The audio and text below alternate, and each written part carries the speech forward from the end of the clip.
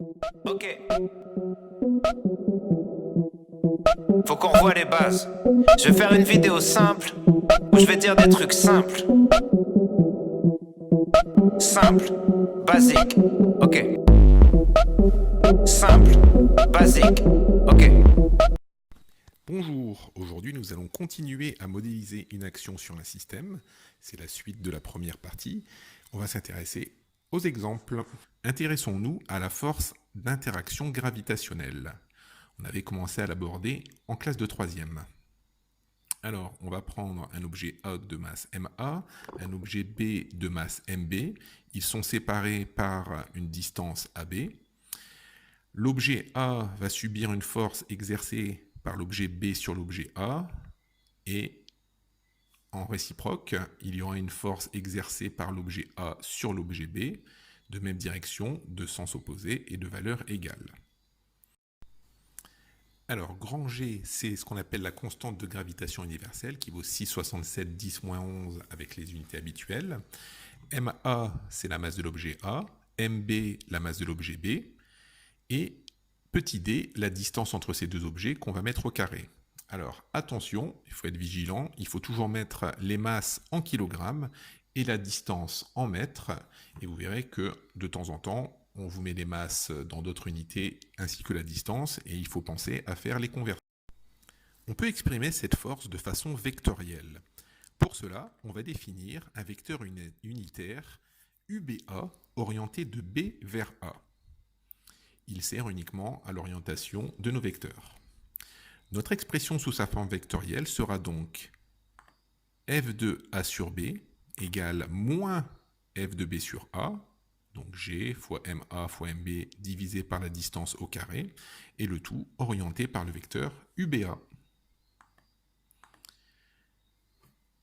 Prenons le cas particulier d'objets proches de la surface de la Terre. On s'intéresse à un petit bonhomme de masse M.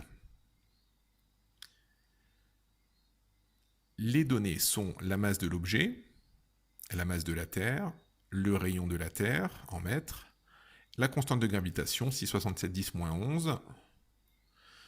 On reprend donc l'expression de la force exercée par la Terre sur l'objet, c'est-à-dire constante de gravitation fois la masse de la Terre fois la masse de l'objet, divisé par le rayon de la Terre au carré. Pourquoi le rayon de la Terre? Puisque la distance entre les deux objets, donc la Terre et notre petit bonhomme, sera assimilée au rayon de la Terre. Ces trois valeurs, donc la constante de gravitation, la masse de la Terre et le rayon de la Terre au carré, sont des constantes. On va les remplacer par leur valeur numérique. Voilà, 667 10-11, 587 10 puissance 24, 6310 fois 10 puissance 3. N'oublie pas de mettre en mètres, le tout au carré. Je vous laisse faire le calcul. Vous pouvez faire pause. Et nous trouvons la force exercée par la Terre sur l'objet sera égale à 9,81 fois m. Alors, 9,81 fois m, ça vous rappelle quelque chose? 9,81, c'est une constante, comme on vient de le voir, qui s'appelle l'intensité de la pesanteur, qu'on va noter petit g. Et la force exercée par la Terre sur notre objet sera en fait le poids. Ce qui nous donne ce qu'on avait vu en troisième, P égale m fois g. C'est l'expression du poids. On peut retrouver cette expression sous la forme vectorielle. Donc on assimile toujours notre petit bonhomme à un point, avec G vecteur intensité de la pesanteur, dont la direction est perpendiculaire à la surface de la Terre, le sens vers le centre de celle-ci, et dont la valeur sera 9,81 newtons par kilogramme. Deux derniers exemples. Tout d'abord, la force exercée par un support. Soit un livre modélisé par un point L. Le support, en l'occurrence la table, exerce une force de réaction qui sera perpendiculaire à ce support et dont le sens sera vers le livre et la norme proportionnelle à la valeur de cette réaction. Deuxième exemple. Cette fois-ci, on s'intéresse à un objet accroché à un fil.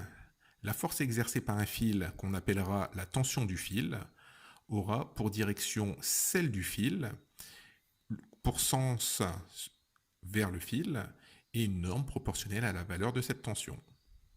Voilà. Allez, c'est terminé pour aujourd'hui. Je vous dis à bientôt pour une nouvelle vidéo. Basique, simple, simple, basique, basique.